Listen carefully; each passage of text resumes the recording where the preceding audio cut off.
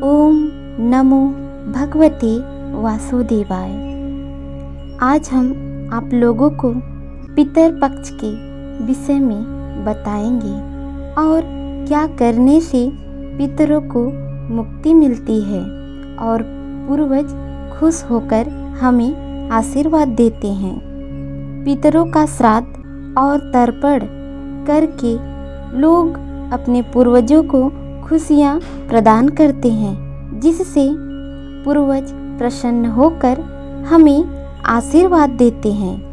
पितृगण पितृपक्ष में अपने लोगों पर कृपा बरसाते हैं। इस बार पितरपक्ष 29 सितंबर से शुरू होंगे और 14 अक्टूबर को इनका समापन होगा।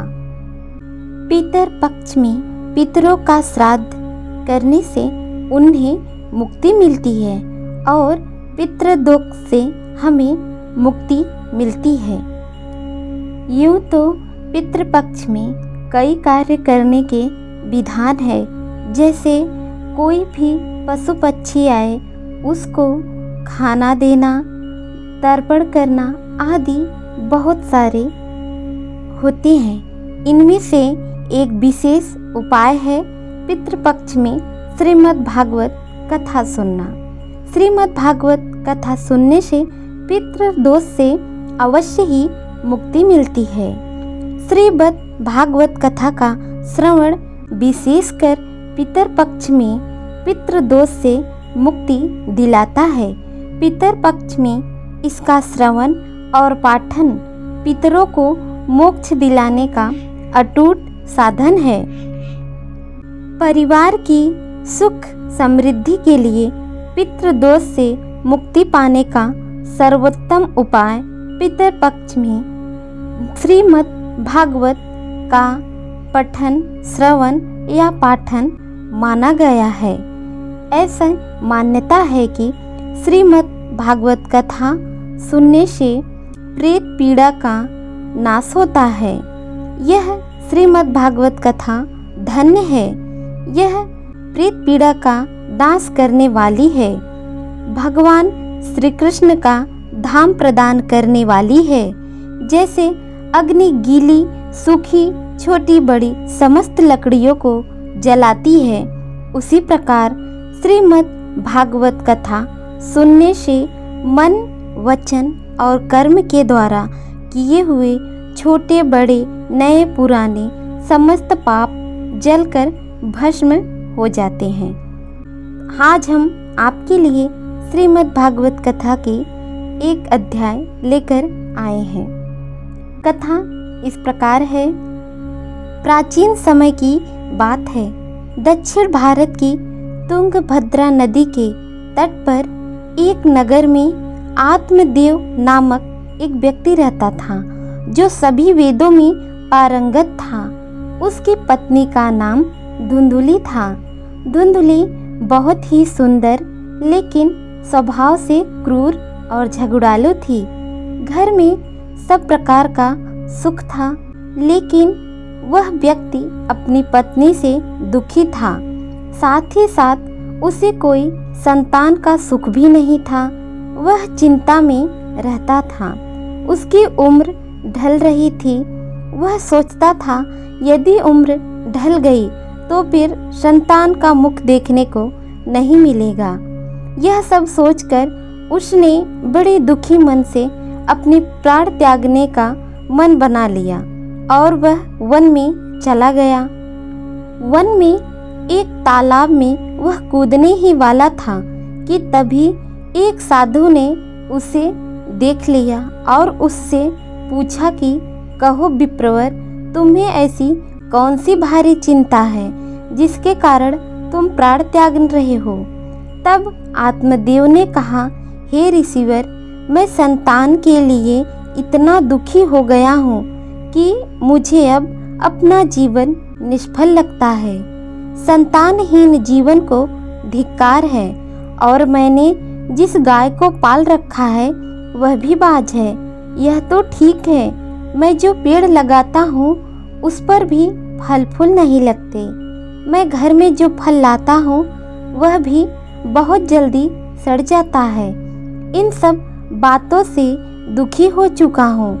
ऐसा कहकर वह व्यक्ति रोने लगता है।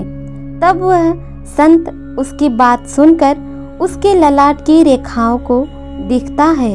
रेखाओं को देखकर वह संत कहता है, हे विप्रवर, कर्म की गति बड़ी प्रबल है, वासना को छोड़ दो।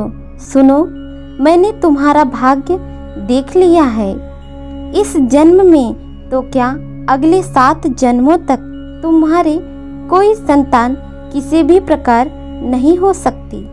तब ब्राह्मण कहता है कि फिर मुझे प्राण त्यागने दीजिए, या आप किसी भी यत्न से मुझे पुत्र प्राप्त का मार्ग बताए।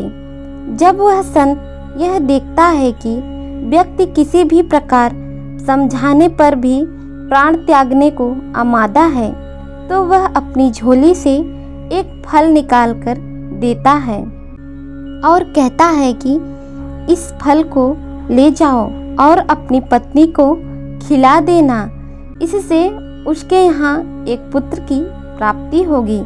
आत्मदेव वह फल लाकर अपनी पत्नी को दे देता है, लेकिन उसकी पत्नी वह मन ही मन सोचती है, यदि मैंने ये फल खा लिया और गर्भ रह गया तो मुझसे खाया नहीं जाएगा और मैं मर भी सकती हूँ। यह सोचकर वह तय करती है कि मैं यह फल नहीं खाऊंगी। इसलिए वह आत्मदेव से कई तरह के तर्क और कुतर्क करती है। आत्मदेव के कहने पर वह फल तो रख लेती है, लेकिन खाती नहीं। और एक दिन उसकी बहन उसके घर आती है, जिसे वह सारा किस्सा सुनाती है। बहन उससे कहती है कि मेरे पेट में बच्चा है, प्रसव होने पर वह बालक मैं तुम्हें दे दूंगी, तब तुम गर्भवती के समान घर में रहो।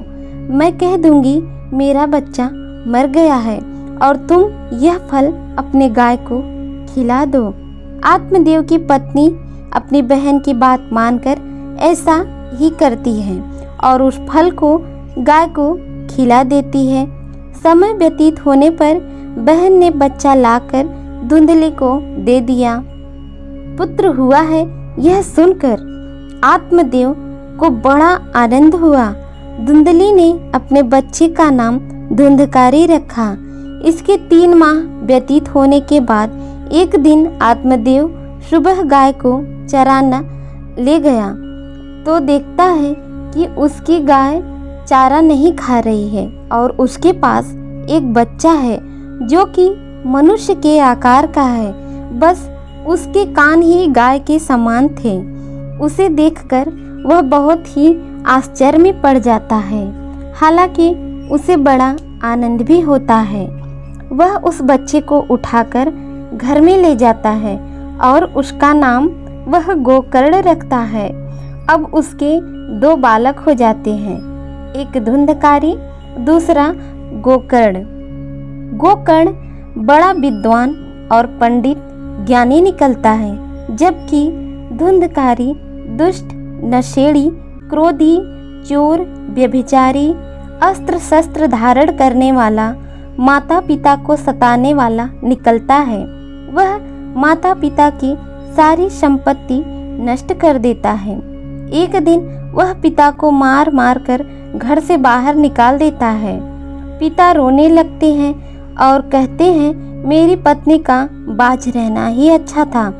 तभी वहाँ गोकर्ण आ जाता है। वह पिताजी को वैराग्य का उपदेश देता है और कहता है कि आप सब कुछ छोड़कर प्रभु की शरण में चले जाएं और भागवत भजन करें। भगवत भजन ही सबसे बड़ा धर्म होता है। गोकर्ण की बात मानकर आत्मदेव वन को चले जाते हैं। बाद में धुंधली को धुंधकारी सताने लगता है तो वह खुद कुएं में कूदकर आत्महत्या कर लेती है। तब धुंधकारी 5 वेश्याओं के साथ रहने लगता है। वेश्याएं उसे अपने तरीके से संचालित करती थी। धुंधकारी उन वेश्याओं के लिए धन जुटाने लगता है। वह उनके लिए डाका डालता, चोरी करता आदि बुरे काम करता रहता। फिर वे वेश्याएं बाद में सोचने लगती हैं कि यह एक दिन पकड़ा जाएगा और इसके साथ राजा हमें भी दंड देगा। यह सोचकर वह वेश्याएं सोते हुए धुंधकारी को रस्सियों से उसका गला दबाकर मारने का प्रयास करती हैं। जब वह गला दबाने से भी नहीं मरता तो वे सभी मिलकर उसे दहकते अंगारों में डाल देती हैं, जहां वह तड़प तड़प कर मर जाता है। बाद में उसे आंगन में ही गड्ढा खोदकर गाड़ दिया जाता है। मरने के बाद धुंधकारी भयंकर दुख देने वाला, झेलने और कुकर्मों के कारण एक बहुत भयानक प्रेत बन जाता है। प्रेत बनने के बाद भूख और प्यास से वह व्याकुल हो जाता, रह रहकर वह चिल्लाता, क्योंकि उसे अंगारों से जलाया गया था, इसलिए उसकी अनुभूति उसे अभी भी हो रही थी। उसे ऐसा लगता कि अभी भी उसका शरीर जल रहा है। एक दिन उसका भाई गोकर्ण उसके गांव में कथा करते हुए आता है। गोकर्ण सबसे नजरें बचाते हुए अपने पुश्तैनी मकान में सोने चला जाता है। अपने ही घर में अपने भाई को सोया हुआ देखकर धुंधकारी खुश हो जाता है और अलग अलग प्रकार की आवाजें निकालने लगता है। गोकर्ण यह आवाज सुनकर पूछता है कि तुम कौन हो? तब धुंधकारी कहता है, मैं तुम्हारा भाई हूँ। मेरे कुकर्मों की गिनती नहीं की जा सकती, इसी से मैं प्रेत योनि में पड़ा ये दुर्दशा भोग रहा हूँ।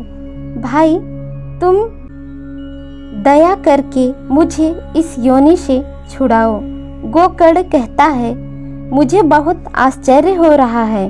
मैंने तुम्हारे लिए विधि पूर्वक गया जी में श्राद्ध किया, फिर भी तुम प्रेत योनि में कैसे भटक सकते हो? मैं कुछ और उपाय करता हूँ। इसके बाद अंत में सूर्यदेव से पूछते हुए गोकर्ण कहते हैं कि आप हमें कोई उपाय बताइए जिससे धुंधकारी की मुक्ति का मार्ग निकल सके। तब सूर्यदेव जी कहते हैं कि श्रीमद् भागवत कथा ही सुनने से उसकी मुक्ति हो सकती है, इसलिए तुम्हें सप्ताह पारायण करना होगा। तब गोकर्ण ने व्यास गद्दी पर बैठकर कथा कहने की सोची। उसके बाद गांव वाले भी वहां इकट्ठा हो गए और सब लोग श्रीमद् भागवत कथा सुनने के लिए बैठ गए। जब कथा प्रारंभ हुई तब वह प्रेत वहां आ पहुंचा। वह इधर उधर स्थान ढूंढने लगा। इतने में उसकी दृष्टि एक सीधे रखे हुए 7 गांठ के बांस पर पड़ी। वह वायु रूप में उसमें जाकर बैठ गया। जब शाम को कथा विश्राम दिया गया तो एक बड़ी विचित्र बात हुई। सबके देखते ही देखते उस बांस की एक गांठ तड़ तड़ करती हुई फट गई। इस प्रकार 7 दिनों में 7 गांठें फट गई और धुंधकारी एक दिव्य रूप धारण करके सामने खड़ा हो गया। उसने अपने भाई गोकर्ण को प्रणाम किया और तभी वैकुंठवासी पार्षदों के सहित एक विमान वहां पर उतरा। सब देखते ही रह गए और धुंधकारी विमान पर चढ़ गया। उन पार्षदों को देखकर गोकर्ण ने कहा, भगवान के प्रिय पार्षदों, यहाँ हमारे अनेकों सिद्ध हृदय श्रोतागण हैं। अब सबके लिए एक साथ बहुत से विमान क्यों नहीं लाए? यहाँ सभी ने एक समान रूप से कथा सुनी, फिर फल में इसका भेद क्यों है? तब भगवान के पार्षदों ने कहा कि इस प्रेत ने 7 दिन तक जो कथा सुनी है वह उसने मन ही मन स्थिर चित्त से खूब मनन किया है, इसलिए इसका फल इसे अलग मिल रहा है। यह कहकर पार्षद धुंधकारी को लेकर गोलोक को चले गए। सावन माह में गोकर्ण ने फिर से उसी प्रकार सप्ताह क्रम से कथा कही। वहाँ भक्तों से भरे हुए विमानों के साथ भगवान प्रकट हुए और उस गांव में कुत्ती, चांडाल पर्यंत जितने भी जीव थे सभी दिव्य देह धारण करके विमान पर चढ़ गए। भगवान उन सभी को योगी दुर्लभ गोलोक धाम ले गए। इसलिए कहा जाता है कि अपने माता पिता को कष्ट देने वाला, शराब पीने वाला, प्रेत योनि प्राप्त करने वाला, वेश्यागामी आदि पुरुष अनंत काल तक जो भी भटकते रहते हैं उन सब की मुक्ति का एक मार्ग है श्रीमद् भागवत कथा का श्रवण। इसलिए हमें अवश्य ही श्रीमद् भागवत की कथा सुननी चाहिए या पढ़नी चाहिए। ओम नमो भगवते वासुदेवाय।